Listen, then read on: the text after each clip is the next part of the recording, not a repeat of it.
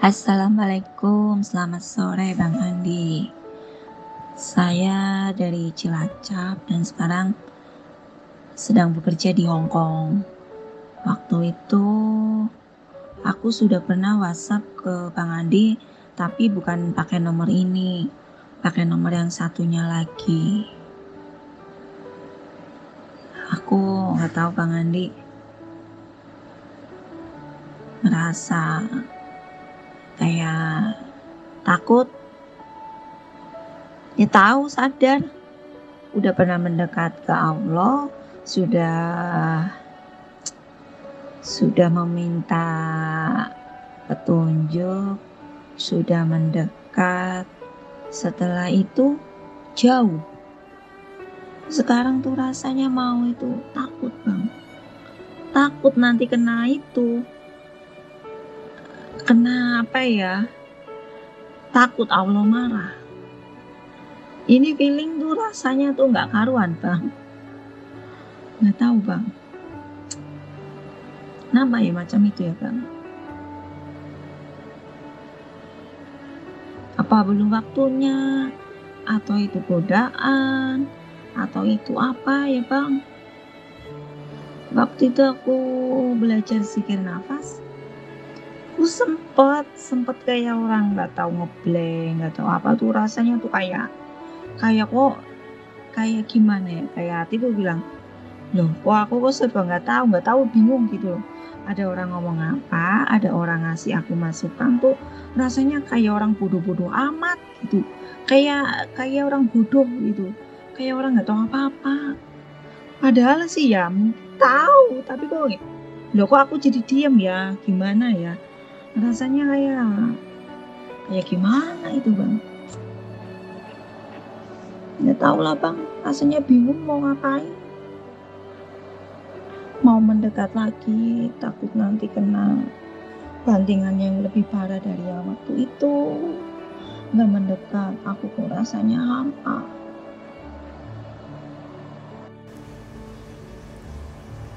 Waalaikumsalam warahmatullahi wabarakatuh. Alhamdulillah, terima kasih sudah berbagi cerita. Kalau dibilang, diibaratkan saya ini seperti montir ya. Mohon solusinya, mohon pendapatnya. Jadi ya saya tetap merasa nggak baik kalau orang nggak nelpon, nggak nanya kabar, nggak silaturahmi. Ya berarti mereka lagi baik-baik saja ya. Jadi mengenai pengalaman ibu tadi itu, antara syariat dan hakikat itu nggak jauh beda loh. Andai kata nggak punya masalah, nggak ada rasa susah, nggak ada rasa hampa, kan nggak mungkin menghubungi saya. Berarti di situ kan ada kalam Allah di situ yang harus kita baca. Akhirnya apa? Butuh Bang Andi. Nanya ke Bang Andi, itu kan pertandanya butuh. Nah begitu juga kita dalam kehidupan, dibuat Allah susah, hampa, sedih, kok rasanya nggak bahagia, kok rasanya nggak tenang. Ya berarti pertanda kita butuh Allah. Ya, jangan sampai salah pelarian. Ya kan? Kan banyak tuh dalam hidup orang dikasih masalah larinya ke dukun, ya kan? Larinya ke tempat-tempat yang nggak diridhoi Allah, ya salah sasaran. Jadi situ jawaban sudah ada dari pengakuan dirinya sendiri. Saya dulu pernah Bang mendekat kepada Allah, tapi ujiannya berat Bang, nggak sanggup saya Bang. Akhirnya saya menjauh. Nah ketika menjauh nggak bahagia juga Bang, makin saya susah juga, hampa juga, lebih susah lagi daripada sebelumnya. Ya kalau ditanya apakah Allah murka, ya murka. Kita kalau udah pernah dekat jangan coba-coba jauh lagi. Berbeda ya kalau yang di awal tadi, semasa hidup kita jauh terus, gak pernah kita mendekat kepada Allah. Itu Allah masih maklum ya. Karena apa? Allah belum ada timbul kasih sayang sama kita. belum ada sambung hati. Istilahnya di mata Allah kita belum spesial. Tapi ketika kita sudah jauh, tobat, mendekat, di situ Allah sudah sayang sama kita. Ya kan? Di mata Allah, di sisi Allah kita udah spesial. Rupanya setelah mendekat menjauh lagi. Wah, di situ Allah murka. Ya. Makanya kita hati-hati wilayah ini. Jangan sampai kita menganggap kita ini ahli surga, orang suci segala macam. Hati-hati. Jangan kita pandang hina ketika ada orang yang masih maksiat. Ketika ada orang yang jauh dari Allah, kita jangan anggap hina. Karena apa? Suatu saat ketika dia tobat, di situ Allah akan anggap dia spesial. Ya. Nah, dibanding kita selama ini dekat terus. Belum pernah jauh. Belum bang, selama hidup bang, takwa aku bang. Aku mendekat terus kepada Allah bang. Belum pernah kau rasakan jauh. Belum bang. Belum tentu kau spesial. Iya kan? Tapi orang yang pernah jauh lalu dia tobat, dia mendekat kepada Allah, itu spesial dia. Karena dia udah tahu tuh jauh dari Allah seperti apa. Ketika mendekat kepada Allah seperti apa, dia udah tahu. Nah, cuma disitulah ketika kita mendekat kita diuji. Ayatnya udah jelas. Jangan enak kali kau bilang kau beriman, ku tes dulu kata Allah. Ya. Betul kau cinta padaku? Betul ya Allah, cinta aku ya Allah. Hanya engkaulah yang ku sembah, hanya engkaulah Tuhanku, gak ada Tuhan yang lain. Betul kata Allah. Ditanya gitu. Betul ya Allah. Akhirnya apa? Dibanting hidup kita. Ku ambil ya rumahmu, ku ambil ya suamimu, ku ambil ya anakmu, ku ambil ya usahamu, ku ambil ya nama baikmu. Dijatuhkan kita sehina-hinanya. Di situ Allah ingin membuktikan, betulkah kita itu cintanya hanya sama Allah atau bukan? Atau masih banyak selingkuhan kita, selingkuhan dunia? Ya. Allah itu maha kasih, maha sayang, masih baik Allah itu. Kita selingkuh aja, nih manusia aja lah ya, logika manusia. Selingkuh kita. Nggak tahu istri kita, suami kita, ibaratnya apa yang kita perbuat di luar dia nggak tahu, tapi suatu saat ketahuan, marahnya luar biasa kan. Padahal yang ketahuan hanya yang satu itu aja, tapi yang berkali-kali yang kita lakukan dia nggak tahu. Ketahuan sekali, marah dia, ngamuk dia. Bagaimana Allah selama ini, selama hidup kita selingkuhi Allah dengan kecintaan kita kepada duniawi. Dan Allah tahu tiap detik. Tapi Allah nggak marah, Allah tunggu. Ya, itulah kasih sayangnya. Sekarang kau menjauh ya dariku, ya sudah, aku tunggu aja. Aku lihat sampai mana kebahagiaanmu itu. Kita kejar terus dunia. Ingin nama baik, Allah kasih nama baik. Ingin jabatan, Allah kasih jabatan. Ya, ingin kaya, Allah kasih kaya. Ingin terkenal, Allah kasih terkenal. Ingin begini, ingin begitu, Allah kasih semua. Walaupun ibaratnya kita khianati Allah. Kita anggap Allah itu nggak penting. Kita anggap Tuhan kita ini ya dunia ini Tuhanku. Itu yang ku sembah. Tapi Allah tetap tunggu loh. Dia lihat terus kita ini. Ya kan? Tetap juga kita dikasih kenikmatan. Tetap juga kita dikasih kehidupan, tetap juga kita dikasih kebaikan. Rahmatnya turun tiap hari ya kan. Mau ngapain aja kita terpenuhi. Allah biarkan aja. Ya. Nggak mau Allah paksa, sini kau, sini kau. Datang kau ke sini, mendekat kau pada aku sini. Nggak Allah paksa. Tapi Allah panggil tuh halus, sini hambaku, mendekatlah. Udah ku kasih kau semua apa yang kau inginkan. Bahagia enggak kata Allah? Enggak ya Allah, hampa hidupku ya Allah. Aku susah juga ya Allah. Padahal semuanya ada ya Allah. Orang lain enggak punya mobil, aku punya mobil tapi enggak happy juga. Orang lain enggak punya rumah, aku punya rumah. Di mana-mana rumahku, di mana-mana tanahku, di mana-mana kebunku, di mana-mana usahaku, bisnisku, tapi enggak happy juga ya Allah. Nah di situ Allah sedang bicara. kebahagiaan yang hakiki bukan materi. Udah ku kasih kau semua, kenapa nggak bahagia juga, kata Allah. Berarti kebahagiaan yang sejati itu kau kesini padaku. Seharusnya yang kau cari itu aku, kata Allah. Nah, itulah cara Allah memanggil dengan lembut. Ya. Nah, ketika segala sesuatu kita ini sudah mulai ada tanda-tandanya, kenapa ya bang? Hampa bang, aku kayak layangan putus. Gak tahu nih hidupku kenapa ya. Dibilang susah, aku gak tahu sebabnya apa. Padahal kehidupanku baik-baik aja. Kerjaan normal, keuangan finansial normal, malah makin meningkat, ya kan? Rumah tangga aman-aman aja. Anak istri saya sehat semua, kami sehat, gak ada yang sakit. Tapi kok batinku kering bang? Nah, itu udah tanda-tanda itu Allah panggil. Ya. Jadi untuk ibu yang bertanya ini, dan apabila kawan-kawan yang lain juga merasakan hal yang sama seperti pengalaman ibu ini, cepat-cepat datang kepada Allah. Laporan sama Allah. Akui semua keluh kesah kita kepada Allah. Ya kan? Renungi apa yang sudah kita punya. Ya Allah, aku udah punya semua ya Allah. Tapi gak bahagia aku ya Allah. Tetap juga aku gak dapat ketenangan batin ya Allah. Batinku kering, jiwaku kering ya Allah. Lapor sama Allah seperti itu.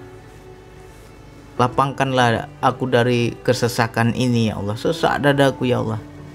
Gak tahu lagi aku nih. Ya. Mohon ampun atas kesalahan kita. Mulai lagi perbaiki diri, mendekat. Karena apa? Itu sudah genting itu ya. Ketika kita semua ada, tercukupi, kita bilang gak ada masalah duniawi, tapi kok hatiku juga gak happy, ya itu sudah di atas jurang kita ibaratnya. Tinggal ditolak aja itu. Ya, sudah di tepi jurang, tinggal tunggu Allah tolak aja kau jatuh. Hati-hati. Karena kalau kita di posisi hampa ini gak paham, gak ngerti kalam Allah, gak ngerti bahasa Allah, gak ngerti ucapan Allah, ya siap-siap semua yang kau punya itu akan Allah ambil lagi. Ya. Jadi jangan kita pikirkan aku takut dibanting lagi bang. Berarti kau cinta dunia. Pahit-pahit aja ini. Kau mendekat kepada Allah dulu itu bukan karena kau betul-betul mau dekat. Mungkin kau mendekatnya minta dunia. Akhirnya Allah kasih dunia. Apa yang kau inginkan dapat. Tapi gak bahagia juga dirimu.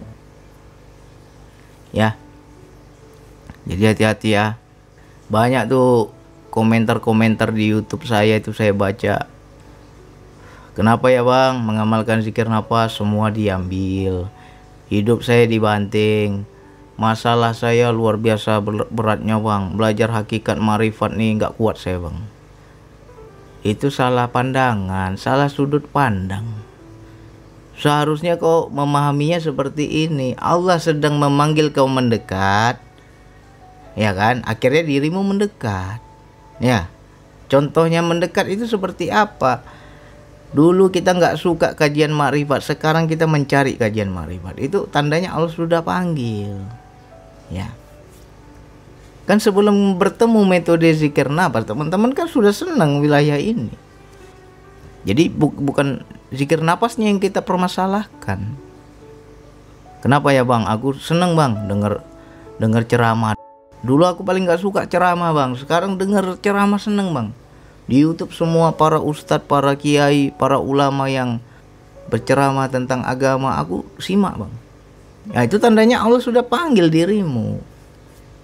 Ya. Sudah Allah takdirkan, sudah Allah gariskan jalan hidupmu bakal begini, bakal begitu. Akhirnya Allah uji kita.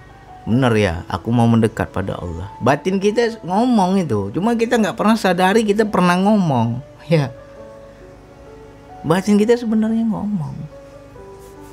Dan Allah juga ngomong, Allah juga bertanya. Betul mau dekat? Betul ya Allah. Aku ambil semua. Tapi bersamaan Allah ambil itu semua, dikasihlah kita sebuah sebuah senjata, suatu pegangan. Apa pegangannya? Dipertemukan dengan zikir nafas, biar kita nggak goyang. Ibaratnya kita ada anchor. Kalau kapal tuh nggak ada anchornya, nggak ada jangkarnya, ya hanyut kita. Tapi dengan adanya jangkar itulah kita tidak terbawa arus, tidak terbawa ombak. Dipertemukanlah zikir nafas. Nah, cuma kita salah persepsi. Wah, gara-gara DN nih hidupku susah, hidupku dibanting. Salah tafsir, suuzon, ya. Akhirnya aku tinggalkanlah DN-nya. Malas aku amalkan lagi. Malas aku ngaji-ngaji makrifat lagi. Buktinya hidupku makin susah.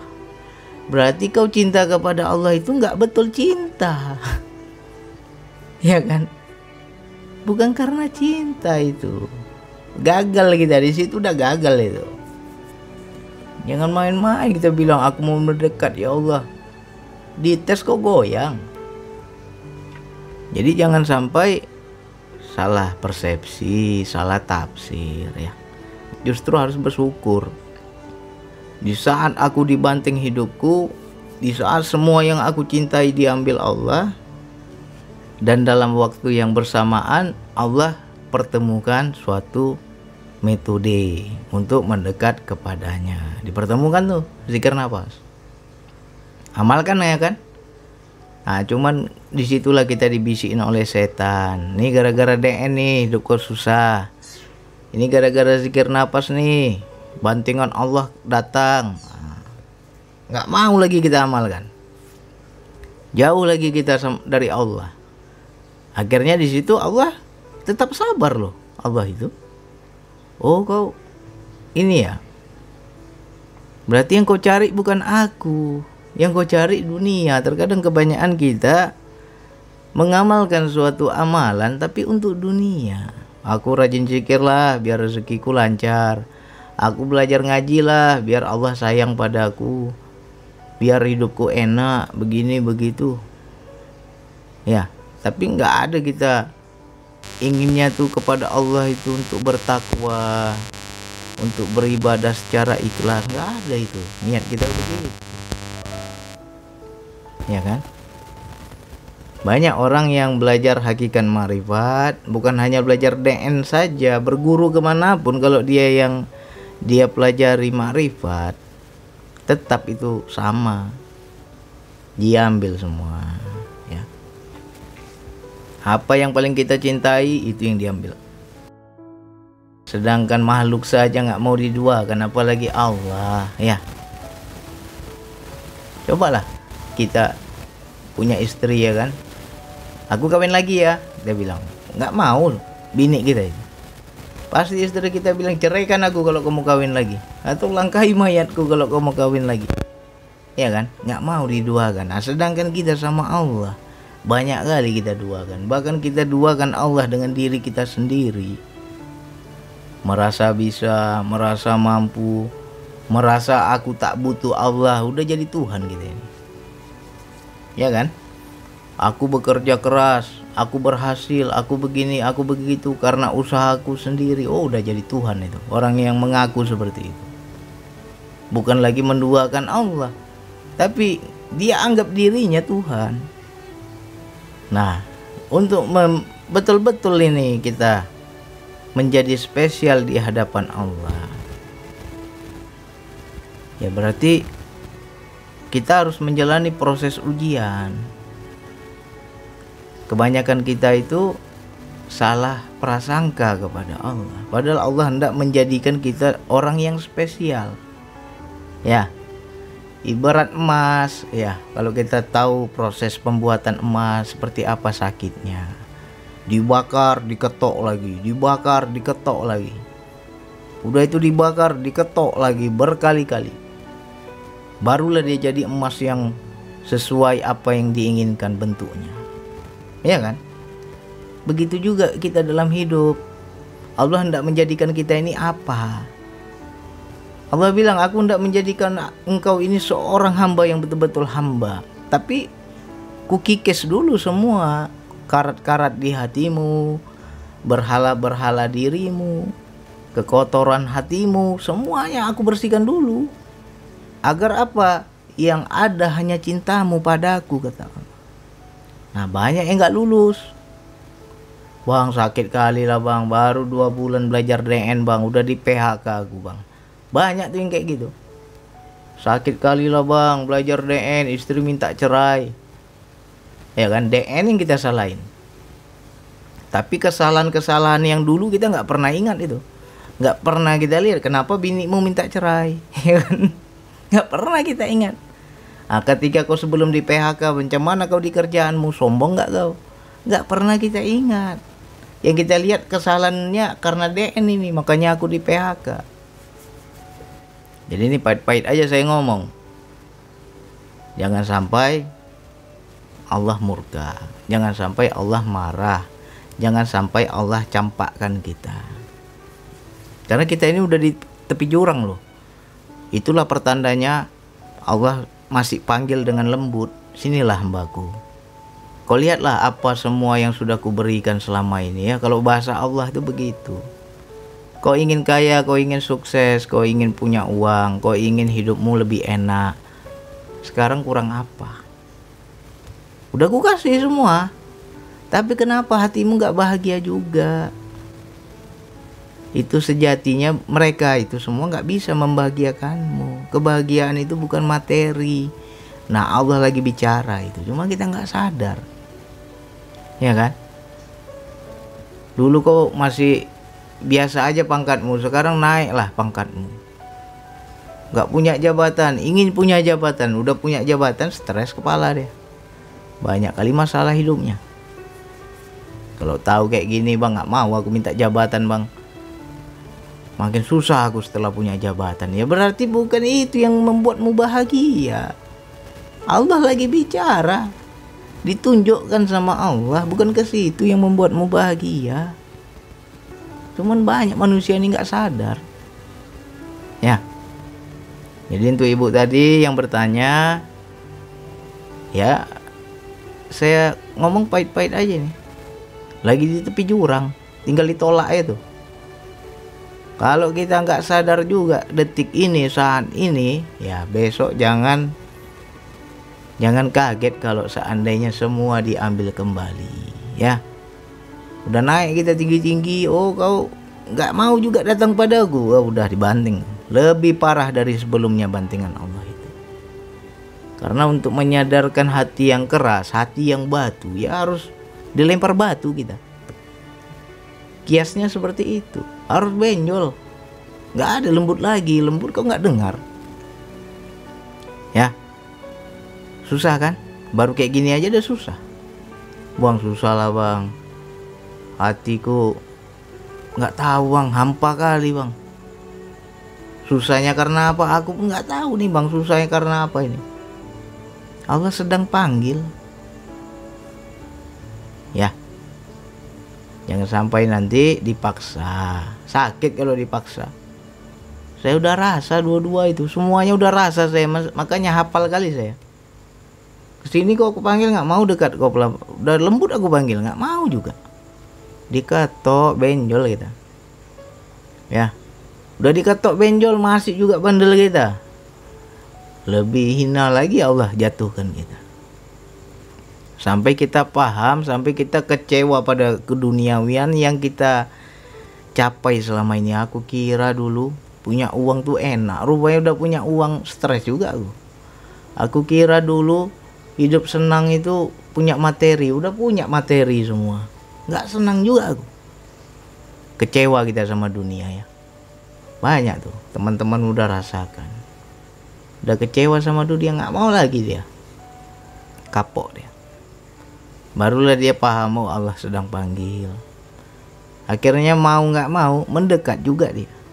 Kayak mana dia gak dekat, semua udah diambil kembali. Gimana kita gak mau dekat? Berarti kan udah dipaksa itu. Ya. Silakan diulang-ulang. Bagi yang sering komen, bang kenapa sejak DN banyak masalah begini begitu, paham ini yang sudah saya jelaskan. Jangan kamu berprasangka bahwa kamu berpikir hidupmu jadi susah. Nggak ada itu. Justru ketika Allah berikan kau kesusahan, Allah kasih juga obatnya, yaitu zikir. Biar apa? Biar hati kita tenang, biar kita nggak kepikiran, biar kita tidak goyang, biar kita ingat Allah, biar kita ada sambung hati sama Allah. Jadi seperti apapun goncangan kehidupan, kita kuat karena kita dalam naungan Allah. Ya. Jadi kalau sekarang kayak mana nih? Kenapa kok sakit kali hidupku, Bang? Ya kau jauh dari Allah, nggak ada peganganmu, nggak ada anchormu, nggak ada tempat bergantungmu. Ya. Contoh lah, kita jalan ke tempat yang bisa dikatakan di situ banyak premannya. Jalanlah kita sendiri, pasti takut kita, ya kan? Banyak begalnya atau bagaimana. Tapi cobalah kita jalan sama polisi, ada yang kawal kita, takut nggak kita kira-kira? Nggak takut lagi karena ada tempat bergantung. Ya, nah kenapa hidup ini takut? Nggak ada tempat bergantungmu, takutlah, susah, hampa, bingung. Makanya kita harus pahami. Nah di situ terkadang Allah kasih obatnya, ya. Dikasihlah. Kok aku ketemu buka YouTube kok ketemu ceramah terus ya, itu sudah obat, itu Allah kasih. Habis itu ceramahnya kena pula sama hidup kita. Pas sekali nih, ini yang sedang ku alami nih. Itu sudah Allah semua. Cuman kita nggak paham. Udah dikasih penawarnya sama Allah. Ya. Apa yang kita inginkan di dunia ini kalau Allah nggak ridho itu racun. Ingin aku dunia, ingin begini, ingin begitu, tapi nggak bahagia juga, kok dapat racun itu. Akhirnya Allah kasihlah penawarnya, ini penawar racunmu ini. Nonton ceramah, ketemu kajian yang kena dengan kehidupan kita. Oh berarti ini penawar dari Allah. Oh ini obatnya dari Allah. Biar hati kita tenang. Nah cuman kadang kita suudzon. Ya. Udah ketemu metode DN, Bang, gara-gara DN, Bang, di PHK aku, Bang. Itu pula kita salahin. Ya. Pahit-pahit aja ngomong ini. Banyak kita ini hati batu. Kalau orang Medan bilang jogal kali hati kita ini. Jadi untuk menyadarkan hati yang batu ya harus keras. Baru pecah itu. Silakan diulang-ulang lagi ya. Ulang-ulang lagi nih kajian ini. Kena sama kalian semua itu. Ya. Coba hidup itu kita jangan seperti ada butuhnya. Tunggu rusak mobilku, Bang, baru aku ke bengkel. Ya berarti kau hubunganmu sama orang bengkel itu hanya sekedar kebutuhan. Beda ya kalau kita sama orang bengkel tuh jadi teman. Aku datang juga lah ke bengkelnya walaupun mobilku nggak rusak. Berarti kau sudah ada sambung hati. Jangan tunggu rusak mobilmu baru kau datang. Nah begitu juga kita sama Allah. Datang ke Allah tunggu ada butuh. Makanya hidup kita dibanting terus. Nih hamba aku enak kali hidupnya nih. Senang kali hidupnya. Udah senang ku kasih semua. Gak ingat lagi dia sama aku. Wah aku ambil dulu sedikit. Ku goyangkan sedikit ini. Ku hancurkan sedikit nih. Akhirnya dibuatlah hidup kita pontang-panting ya kan. Baru merengek, ya Allah susah ya Allah. Ya Allah rezekiku seret ya Allah. Ya Allah begini begitu aku takut ya Allah. Ngadu kau sama Allah. Mau hidup kita kayak gitu terus? Masa sama Allah tunggu butuh baru kau datang? Ya. Dikala susah mendekat kepada Allah. Dikala senang mendekat kepada Allah. Jadi kita tuh gak dibanting begitu. Iya kan? Seharusnya kita banyak ajak komunikasi Allah. Kemarin dikasih susah, gak ada uang. Minta kita, ya Allah, aku butuh ini, aku butuh itu. Rezekiku seret ya Allah. Ini mau merokok aja gak ada lagi rokok ya Allah. Tinggal 2 batang ini. Macam mana nanti sore, macam mana nanti malam, ya kan? Gak berasap lah mulut ini. Ngadu kita sama Allah, dikasih sama Allah rezeki, ya kan? Enak kan? dikasih rezeki, dah. Besoknya nggak minta lagi kita sama Allah. Allah kasih terus, nggak pernah kehabisan nih istilahnya. Nah ketika Allah kasih terus, ada nggak kau ajak ngobrol Allah? Ada nggak kau butuh Allah? Banyak kita nggak ingat, kita lupa kita. Kita anggap ini memang nasibku lagi bagus ini. Tapi nggak kita pikirkan, nggak pernah kita ingat siapa yang mengatur rezeki. Seharusnya ketika semua dikasih, semua dibuat enak, ajak ngobrol Allah itu. Ya Allah, kebutuhanku kan nggak banyak ya Allah, tapi kok kau kasih lebih ya Allah. Ada hak siapa di sini ya Allah? Takutlah aku ya Allah. Jangan sampai kau kasih lagi seperti dulu, kasih. Udah terlena aku, kau banting lagi. Takut aku ya Allah. Nah itu orang-orang yang sadar tuh begitu dia. Ketika mendapatkan kesenangan, tetap dia mendekat kepada Allah, dia tanya sama Allah. Beda sama kita yang ke Allah itu tunggu susah aja. Ya. Jadi ini silakan diulang-ulang ya. Kopi pahit tanpa gula ini. Hati-hati ya. Yang saat ini, Bang, aku semua ada tapi hatiku susah juga, Bang. Hampa, Bang. Ya, aku lagi di jurang itu. Di tepi jurang, tinggal ditunggu ditolak. Jangan sampai kau jatuh ke jurang kehinaan. Ya. Hati-hatilah. Saya bisa ngomong udah rasa semua, udah paham saya itu wilayah itu. Makanya keras-keras saja saya ngomong, jangan sampai kalian rasakan seperti saya. Ilmu itu mahal, tunggu merasakan baru dapat ilmu. Tapi karena saya sayang, jangan sampai kalian merasakan. Ambillah ilmu dari orang lain yang sudah merasakan. Jadi kalian bisa terapkan tanpa kalian merasakan sendiri. Ya. Tapi kalau yang jogal-jogal otaknya ini susah juga memang. Udah dengar ceramah, udah bebuih kita ngomong pun nggak masuk juga kadang itu. Tunggu besok dia rasakan sendiri baru betul ya Bang. Bang Andi padahal udah ngomong kemarin. Kena sama saya Bang, itulah kau. Udah kena baru kau ingat. Oke lah, ini hanya ini yang bisa saya sampaikan. Diulang-ulang lagi ya. Mudah-mudahan paham. Sekian dari saya. Wassalamualaikum warahmatullahi wabarakatuh.